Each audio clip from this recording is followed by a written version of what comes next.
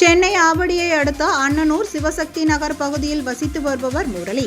இவர் தனது இருசக்கர வாகனத்தை அடுக்குமாடி குடியிருப்பு வளாகத்தில் நிறுத்தி வைத்திருந்தார்.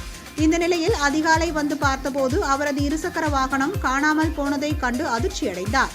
இதனைத் தொடர்ந்து அங்கிருந்த சிசிடிவி பதிவுகளை ஆய்வு செய்த போது நள்ளிரவில் மர்ம நபர் ஒருவர் குடியிருப்பில் புகுந்து இருசக்கர வாகனத்தின் பூட்டை உடைத்து லாவகமாக திருடி செல்வது பதிவாகியிருந்தது. அதனை ஆதாரமாக கொண்டு வாகன உரிமையாளர் முரளி அளித்த புகாரின் பேரில் திருமுல்லைவாயல் போலீசார் வழக்கு பதிவு செய்து விசாரணை மேற்கொண்டு வருகின்றனர். இச்சம்பவம் அப்பகுதியில் பரபரப்பை ஏற்படுத்தியது.